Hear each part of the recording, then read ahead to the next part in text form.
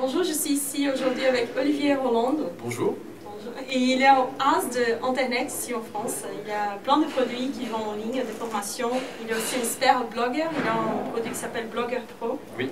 Et vous pouvez un peu nous dire comment tu fais pour maintenir les gens intéressés à les contenus que tu mets dans ton blog jour après jour. Parce qu'au début, j'imagine que c'est plus facile parce qu'il te vend quelque chose de jamais vu, tu attires l'attention des gens, les gens viennent dans ton blog, ils font l'inscription dans ton blog, dans ton newsletter et tout. Mais comment tu fais pour maintenir cette audience intéressée, interactive? D'accord, alors c'est une bonne question, effectivement. L'effet de nouveauté, c'est clairement quelque chose qui joue sur l'intérêt, la motivation des gens par rapport à quelque chose. D'ailleurs, on voit, il y a beaucoup de choses quand on regarde un petit peu ce qui fait le buzz sur Internet et partout, c'est pas souvent des trucs très intelligents. C'est des trucs un petit peu bébêtes, mais qui ont le mérite d'être nouveaux, de faire parler les gens, etc. D'être intéressant et pas ennuyant. Oui, donc souvent c'est drôle, mais c'est pas très intelligent en soi. Mais voilà, quand on crée un blog avec une approche un petit peu originale, effectivement, il y a cette approche nouveauté qui peut créer la motivation de l'intérêt. Comment faire en sorte de fidéliser son audience pour qu'elle se maintienne, enfin, son intérêt soit maintenu et qu'elle continue à apprécier ce qu'on fait? Très bonne question. Enfin, déjà à la base, il faut bien choisir le domaine de son blog.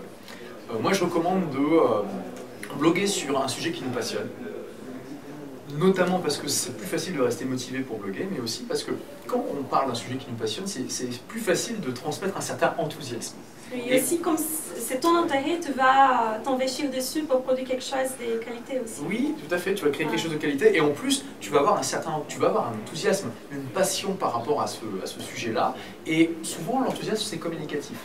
Et il y a des gens qui vont être intéressés par le domaine de ton blog. Donc admettons, je sais pas, moi si tu as un blog sur le dressage de chiens et que toi-même tu es passionné de dressage de chiens, tu vas dire waouh, c'est génial, je viens de découvrir une super nouvelle technique, c'est ça, regardez, etc. Donc tu vas parler avec enthousiasme déjà de ce que tu fais. Et les gens qui sont intéressés, qui disent ah oui, moi j'aimerais bien apprendre à dresser mon chien pour qu'il obéisse plus facilement à mes ordres, j'aimerais qu'il soit plus heureux mon chien, etc. Qui sont intéressés naturellement par le sujet, ils vont lire des articles, ils vont voir des vidéos où tu es enthousiaste, tu vas partager avec passion des choses qui t'intéressent vraiment, et ça c'est quelque chose de communicatif que les lecteurs vont ressentir, et ça va être un des facteurs qui vont les conduire à apprécier, à revenir régulièrement vers le blog, parce qu'ils vont dire ah c'est sympa, moi j'aime bien, je suis pas forcément passionné par le dressage de chien, mais j'aime bien ce sujet-là, et ce mec-là il sait transmettre sa passion, il sait transmettre son enthousiasme, et j'aime ça. Donc si vous arrivez comme ça à transmettre votre passion à travers votre contenu, c'est déjà un premier facteur clé très important. Après évidemment il y a la qualité du contenu. Et qu'est-ce qui fait que quelqu'un va retirer de la valeur de ce que vous faites et va revenir encore et encore? C'est tout simplement de lui donner des conseils concrets qu'il peut appliquer dans sa vie. Donc si par exemple vous avez un blog sur le dressage de chien, vous allez écrire des articles sur voilà, comment faire en sorte que votre chien vienne à votre pied dès que vous l'appelez. Ça c'est un problème que beaucoup de propriétaires ont, ils appellent leur chien, le chien il regarde comme ça, et puis ils sont là et puis ils viennent pas. Ou alors on leur lance un bâton et le chien il regarde comme ça et il comprend pas qu'il faut aller la ramener, ou des tas de choses comme ça. Donc on va créer du contenu qui régulièrement, vidéo, audio, articles, etc., qui va répondre précisément aux problématiques des gens qui sont dans ce marché-là. On va aussi parler éventuellement d'événements, par exemple des compétitions internationales de dressage de chiens. On va aller interviewer des gens des dresseurs de chiens connus dans leur milieu ou qui ont quelque chose à apporter. On va parler de choses qui intéressent les gens à la base. Donc ça implique de connaître les choses, les aspirations, les interrogations, les problèmes des personnes qui sont dans notre marché. À partir du moment où on parle de quelque chose qui intéresse les gens, leur intérêt va être maintenu. Et ensuite, il y a aussi quelque chose d'important, c'est que les gens oublient. On oublie tous, je veux dire, voilà, on a pu lire un article super intéressant il y a un an, mais on ne sait plus trop ce qu'il y a dedans.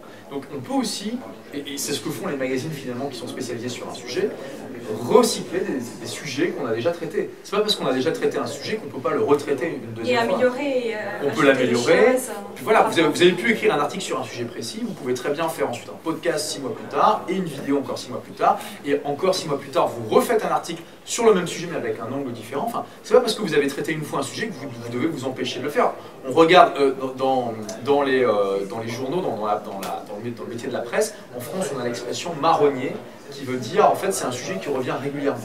voilà, c'est tous les ans, il y a tel journaux, tel magazine qui vont parler du même sujet, mais ce ne sera pas les mêmes articles, ce sera une manière différente d'aborder un sujet qui est quand même commun, parce que ça reste toujours un centre d'intérêt de son audience. Donc, pour faire en sorte de fidéliser les gens, transmettre sa passion, son enthousiasme et parler de sujets qui intéressent réellement les gens, ça implique de connaître un minimum le marché. Alors si vous êtes un débutant quand vous vous lancez dans le blogging et que vous ne connaissez pas bien le marché, bah, ne vous inquiétez pas, ça va venir au fur et à mesure avec les interactions avec vos lecteurs, les emails que vous allez recevoir, les gens que vous allez rencontrer, les salons auxquels vous allez aller, les événements, vous allez savoir quelles sont les questions, les problématiques de votre marché tout simplement. D'accord, très bien. Merci beaucoup pour ces conseils. Il y a autre chose, un point que tu as dit, que j'ai trouvé intéressant. Tu avais dit qu'il faut donner des conseils que la personne peut appliquer, ça va les rendre des résultats. Oui. Et il faut aussi, je pense que pour maintenir l'audience et pour montrer à eux que ça marche, qu'ils te vendent quelque chose de qualité, il faut donner des conseils qui marchent tout de suite. Oui. Non, qui marchent. Bien sûr, il y a des choses qui vont marcher en meilleur déjà en long terme. Mais tu peux donner aussi pour attirer l'audience des conseils, des petites astuces qu'ils peuvent implémenter demain en fait, dès aujourd'hui. Bon, le problème c'est qu'évidemment, c'est pas toujours évident de donner du contenu qu'on peut appliquer immédiatement, parfois ça demande un petit peu de temps, mais c'est vrai que dans l'idéal, c'est toujours de mettre l'accent sur 2-3 choses que les gens peuvent... Pour attirer les gens. Alors déjà pour attirer les gens, il y a plusieurs formats qui sont reconnus comme étant... qui fonctionnent bien, notamment le format de liste, c'est-à-dire, on va dire, par exemple, 7 astuces pour faire en sorte que votre chien vous obéisse au doigt et à l'heure, ou 5 erreurs à éviter quand vous dressez votre chien, ou 3 conseils pour que votre chien soit plus heureux. Ce format liste, en disant voilà 3, 5, 6, 7, 8 choses qui vont faire X. Des choses simples, pas 150... Oui, non. Alors, après, on peut faire des articles ressources. On peut faire des articles ressources avec 50. Mais, bon, les gens aiment bien... Ça attire moins l'intérêt des gens. Et puis, c'est beaucoup de travail aussi. Donc, voilà. Les articles listes avec quelques items, donc 5 à 10, admettons, sont très populaires parce que, voilà, on est dans un monde où les gens ont des milliards de choses à faire. On a tous des milliards de choses à faire. On procrastine tous, on n'a pas le temps de consommer toute l'information qui est diffusée. L'information qui est créée tous les jours est largement, bien supérieure à tout ce qu'on pourrait emmagasiner dans toute notre vie. Donc quand on voit un article liste, ce qui est génial, c'est qu'on se dit je vais pouvoir, il y a 5 ou 7 choses, je peux regarder rapidement ce que c'est, et on a des points, et les gens peuvent scanner facilement et plonger dans les points qui les intéressent. Donc c'est des articles qui sont très lus. Et voilà, les gens regardent et ils peuvent prendre des choses concrètes. Donc si vous pouvez faire des articles listes où en plus vous donnez des conseils concrets que les gens peuvent appliquer dans leur vie, ça serait vraiment génial. Parce que finalement, qu'est-ce qui va faire le succès d'un blog? C'est non seulement la qualité du contenu, la pertinence du contenu, mais ce qui est génial, c'est le fait que les gens consomment entre guillemets votre contenu, c'est-à-dire qu'ils vont vraiment le mettre en pratique et avoir des résultats. C'est là où ils vont vraiment être convaincus de votre expertise et de la qualité de ce que vous pouvez apporter. D'accord, très bien. Et je souhaite aussi te demander, tu as dit en fait d'écrire des articles listes avec bullet points. Mais ça me fait penser aussi à une autre liste, c'est notre liste des clients, des abonnés, des gens qui suivent les blogs, qui achètent notre infoproduit. Je souhaite savoir parce que tu nous as donné des conseils pour maintenir les gens intéressés et venir et lire les blogs. Et comment tu fais, c'est différent d'écrire un post sur un blog et différent d'écrire un email à ta liste des clients. Oui. Qu'est-ce que tu peux faire qu'est-ce que tu peux faire pour maintenir ton abonné dans ta liste des clients Ok, très bonne question. Alors effectivement, parce que la mailing list, c'est encore une autre stratégie. Déjà, il ne faut pas être trop attaché au fait que l'abonné reste indéfiniment. Parce que je veux dire, à chaque fois qu'on envoie un email à sa liste, systématiquement, il y a des gens qui se désabonnent. Mais qui restent le plus de temps possible. Je ne sais pas, qui maintenir l'intérêt. Parce qu'au début, la personne va s'inscrire. C'est génial, j'aimais beaucoup cette blog. Je veux voir des astuces pour je ne sais pas, faire que mon chien vienne et qu'il se met comme ça et s'assit, je ne sais pas. Mais comment le maintenir jour après jour, le plus de temps possible? Parce que je pense que c'est difficile de maintenir une personne abonnée 5 ans ou 3 ans. Mais... Oui, c'est vrai. Alors, c'est toujours d'abord une question de qualité de contenu. Il faut envoyer des mails régulièrement à votre liste pour pas qu'elle vous oublie déjà, pour pas que les gens dans votre liste vous oublient. Avec quelle fréquence? Parce que ça dépend, je suis abonnée à plusieurs listes aussi, je pense que toi aussi, on suit qu'est-ce que les gens font dans ces domaines. Oui. Mais il y a des gens qui envoient un email une fois par mois, une fois chaque 2 mois. Il y a des gens qui envoient des mails pratiquement tous les jours. Donc, quelle est la bonne fréquence ici? Alors, c'est une bonne question, ça dépend. Mais je dirais qu'il faut envoyer un mail au moins une fois par semaine. Au pire, une fois toutes les 2 semaines. Pour pas que la liste nous oublie. Et l'essentiel de ces mails doit être vers du contenu gratuit, intéressant. Donc typiquement, quand vous avez publié un article de blog intéressant, ou une vidéo, ou un podcast, vous envoyez un mail à votre liste en disant « Hey, je viens juste de publier un article, c'est génial, allez voir là ». Et de temps en temps, vous envoyez des emails de promotion pour vendre vos produits. Mais il faut quand même que l'essentiel du contenu, enfin l'essentiel des mails soit vers du contenu. Alors il y en a qui vont dire « Oui, c'est pas vrai, parce que finalement, le but c'est pas d'avoir des gens qui commentent nos articles et qui font que les lire, on veut aussi des clients. » Donc voilà. À partir du moment où vous augmentez la proportion de mails qui vendent, plutôt que de mails de contenu, vous allez avoir des gens, enfin, vous allez avoir votre taux d'ouverture de mails qui va chuter progressivement, et il va y avoir de plus en plus de gens qui se désabonnent. C'est pas forcément grave, parce que c'est vrai que si derrière, en contrepartie, vous obtenez plus de clients, c'est aussi intéressant. Parce que si vous avez une entreprise sur Internet, votre but c'est de faire des ventes, et à la limite, est-ce qu'il vaut mieux avoir une liste où vous avez 0 personnes qui désinscrivent, mais vous avez 0 vente, ou avoir une liste où vous avez tous les jours 10 personnes qui désinscrivent, mais tous les jours vous avez un client qui vous achète quelque chose. Il vaut mieux avoir le deuxième cas où vous avez 10 personnes qui désinscrivent, mais vous avez un client. Parce qu'un client, ça vaut plus que 10 prospects, et ça vaut beaucoup plus que 10 prospects qui se désinscrivent. Et 30 personnes qui s'inscrivent. Oui, voilà. Donc il faut savoir, il ne faut pas avoir trop peur des gens qui se désinscrivent. Il y aura toujours des gens qui vont se désinscrire, et quand vous allez vendre, vous allez voir des gens qui se désinscrivent. Donc il ne faut pas avoir trop peur de ça. Après, il ne faut pas non plus faire que vendre, parce que à bout d'un moment, votre liste ne va plus du tout être réactive. Là, ça ne va pas marcher. Bah non, parce que voilà, les gens ne s'inscrivent pas non plus pour tout le temps recevoir des promos. Il faut savoir trouver un savant équilibre entre contenu de qualité et promotion. Et c'est là où voilà, les bons blogueurs savent mixer les deux de manière optimale. D'accord.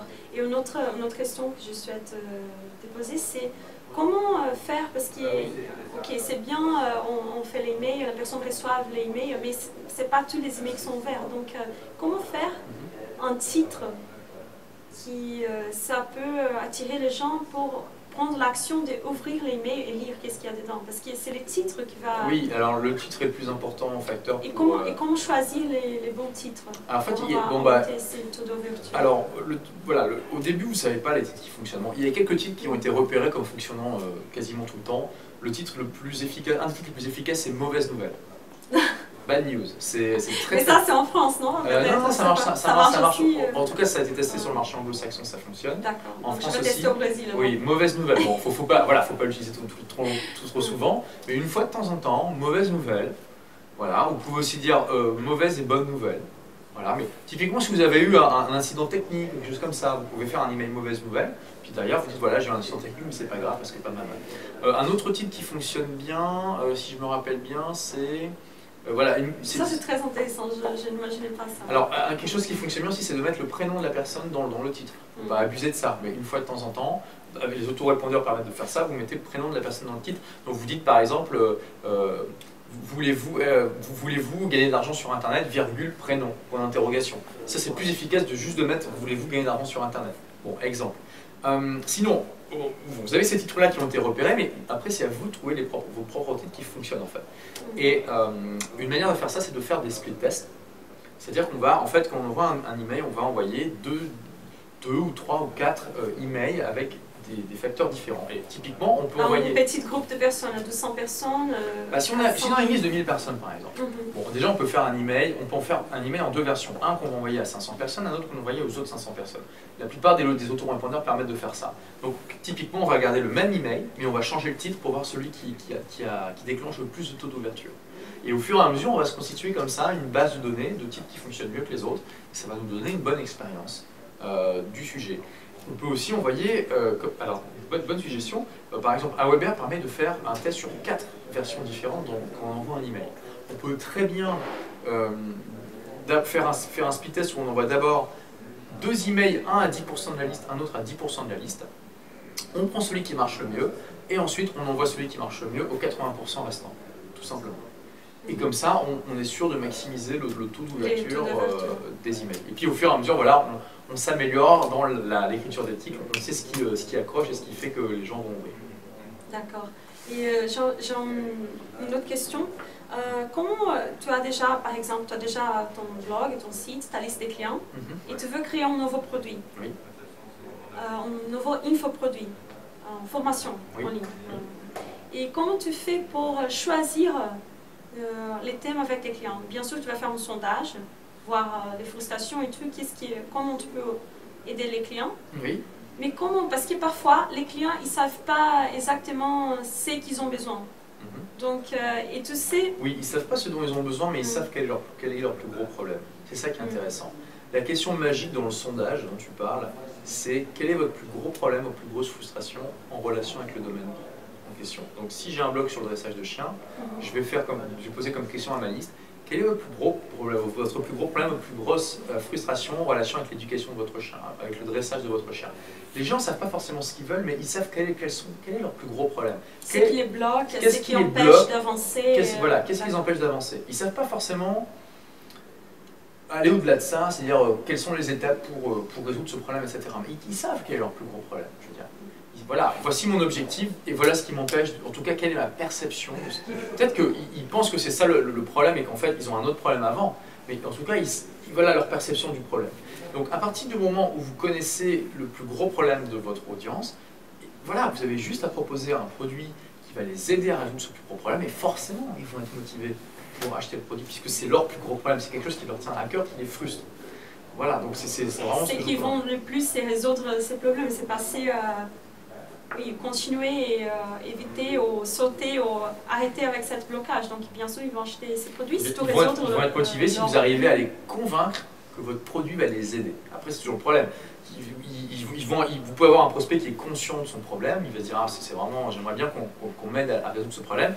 Il va avoir votre produit, il va se dire « Ok, on me dit que je peux résoudre ce problème avec ce produit, mais moi, j'y crois pas. » Donc il faut que tu sois aussi persuasif. Oui, il faut le convaincre que le produit va résoudre ça. Voilà, exactement. D'accord. Donc, merci beaucoup pour votre temps et votre attention. Ok, bah écoute, merci à toi. Et puis, bonjour, c'est pour le Brésil, oui, tu fais ça donc, bonjour au Brésil alors. Bon dia, mais bon dia. Boa tarde, bon, oui, je ne sais pas à quelle heure oui. les gens vont regarder cette vidéo sur YouTube. Donc, bon, merci beaucoup. Merci à vous, au revoir. Au revoir.